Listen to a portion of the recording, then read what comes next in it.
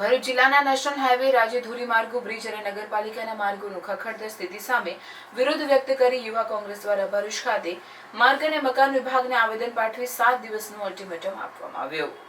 ભરૂચ યુવા કોંગ્રેસના આગેવાન શેરખાન પઠાણના નેતૃત્વમાં કોંગી અગ્રણી સંદીપ માંગરોલા સહિતના અગ્રણીઓ અને કાર્યકરો દ્વારા આપવામાં આવેલા આવેદનપત્રમાં જિલ્લાના માર્ગો અંગે ગંભીર આક્ષેપ કરવામાં આવ્યા છે કે ભરૂચ સહિત જિલ્લાની અંદર માર્ગોની સ્થિતિ દયનીય છે. અનેક જગ્યાએ રોડ ધોવાઈ ગયા છે, રસ્તાઓમાં ખાડા પડી ગયા છે, ઘણા બ્રિજ બિસ્માર હાલતમાં છે. પરિણામે વાહન ચાલકો અને જનતા માટે જીવલેણ પરિસ્થિતિ સર્જાઈ છે. શેરખાન પઠાણે તંત્ર પર આરોપ લગાવ્યો હતો કે ભૂતકાળમાં રોડની કામગીરીમાં ભારે ભ્રષ્ટાચાર થયો છે. તંત્ર દ્વારા કામોની યોગ્ય તપાસ કર્યા વિના કરોડો રૂપિયાનું ચૂકવણું કરી દેવામાં આવ્યું છે, છતાં જવાબદાર તંત્ર અને અધિકારીઓ સામે કોઈ કાયદેસરની કાર્યવાહી થઈ નથી. ત્યારે તાત્કાલિક પગલાં લેવા માંગણી સાથે ચેતવણી આપી છે કે જો 7 દિવસની અંદર રોડ માર્ગોની સમસ્યાનું નિરાકરણ નહીં લાવવામાં આવે તો યુવા કોંગ્રેસ દ્વારા 8મા દિવસે તીખા વિરોધ સાથે કચેરીને તાળાબંધી કરવામાં આવશે. આજે માર્ગ અને મકાન વિભાગની કચેરીએ વારંવાર રજૂઆતો કરીએ છીએ. છેલ્લા 2 થી 3 મહિનાથી નેત્રંગથી વાલિયા અંકલેશ્વર હોય, વિલાયતથી દેરોલનો રસ્તો હોય, જંબુસર આમોદનો હોય કે ભરૂચ જિલ્લાના ઘણા બધા એવા રસ્તાઓ છે જેની ઉપર આ લોકોએ ખૂબ મોટા પ્રમાણમાં લાખો ને કરોડો રૂપિયાનો ભ્રષ્ટાચાર કરેલો છે. એક બાજુ કામ ચાલે ને પાછળથી રસ્તો તૂટી જાય છે. વારંવાર રજૂઆતો કરી છતાં પણ આ તંત્ર દ્વારા કોઈ પણ કાર્યવાહી કરવામાં આવી નથી. ત્યારે આજે ફરી એક વખત આજે અમે આખા કોંગ્રેસના સંગઠન સાથે રજૂઆત કરેલી છે. જો અધિકારી અમને 7 દિવસની એક સમિતિ બનાવવાની છે, એ સમિતિ બનાવીને એનો અહેવાલ આપશે.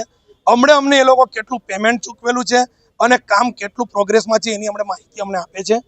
આજે આ મીડિયાના માધ્યમથી હું કહેવા માંગુ છું કાર્યપાલક ઇજનેરને કે તમે લોકો આ રસ્તાઓની ઉપર ડેપ્યુટી એન્જિનિયર હોય, કાર્યપાલક ઇજનેર હોય કે ચીફ એન્જિનિયર હોય, કેટલી વિઝિટો કરેલી છે.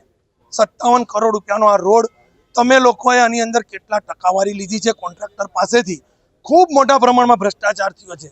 અને જો તપાસ થાય તો મનરેગા કરતાં મોટું કૌભાંડ આ માર્ગ અને મકાન વિભાગની કચેરી કરી રહી છે. આજે હું કહેવા માંગુ છું દિન 7માં આ અધિકારીઓ પર કાર્યવાહી કોન્ટ્રાક્ટર પર નહીં થાય તો આવનારા દિવસોમાં આના કરતાં વધારે ઉગ્ર રજૂઆત નહીં, આ રોડ રસ્તાથી લઈને આ કચેરીને અમે તાળું મારવાની તૈયારીથી જ આવવાના છે. એ આજે હું કહેવા માંગુ. આવતા સોમવારની મુદત આપી છે. આવતા સોમવારે જો કોઈ કાર્યવાહી કરવામાં નહીં આવે ભ્રષ્ટ અધિકારીઓની સામે, ભ્રષ્ટ કોન્ટ્રાક્ટરોની સામે, તો ધરણાનો કાર્યક્રમ અમે આ જગ્યા ઉપર જ ગોઠવીશું અને આ ઓફિસનો ઘેરાવો કરીશું.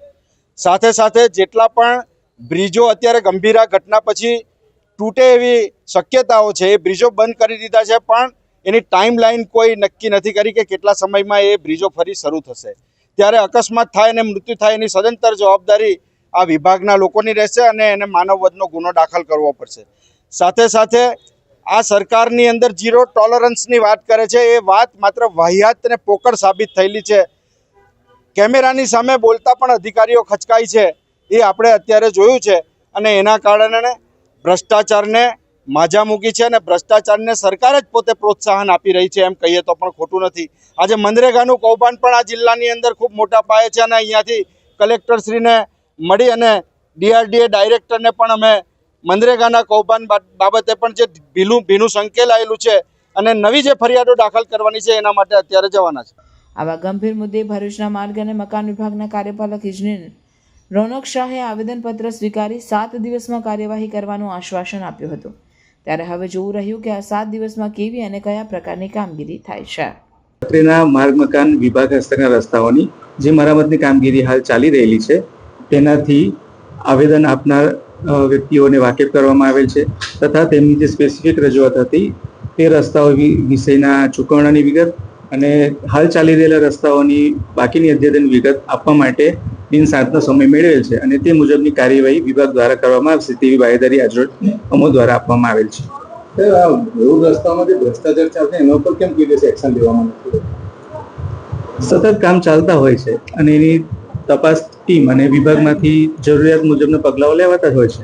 અત્યાર સુધી કોઈ એવો બનાવ બન્યો છે જેની પર એક્શન લેવાય કોઈ ભ્રષ્ટાચારના લેવા એની વિગતો આપને મેળવીને કેવી પડે. સાહેબ, હલકી ગુણવત્તાના જો રોડ રસ્તા બનતા હોય એ કોન્ટ્રાક્ટરનું પેમેન્ટ રિલીઝ કરવામાં આવશે. હા, એ ટેન્ડર ક્લોઝના નિયમો મુજબ કાર્યવાહી થતી હોય છે. એના ક્લોઝમાં જે રીતનું ચૂકવણું જેટલા કામનું હોય એ રીતનું કરવામાં આવે છે અને જો ખરાબ કામગીરી હોય તો તે માટેની રકમ પણ ભરપાઈ કરવામાં આવતી હોય છે કોન્ટ્રાક્ટર પાસે, નુકસાનીની ભરપાઈ રકમ કરવામાં આવતી હોય છે. આમાં આ ભ્રષ્ટાચાર માટે કોઈ તપાસ કમિટી કે એવી રીતે ગોઠવવાનો છે? સર, આ કેસ માટે નહીં, પરંતુ સરકારશ્રીને જાણ કરશું કે આ રસ્તાની રજૂઆત મળી છે તો તેની નિયમ અનુસારની યોગ્ય કાર્યવાહી અને યોગ્ય તપાસ કરે એવી હું જાણ કરીશ ટીમ સાથે.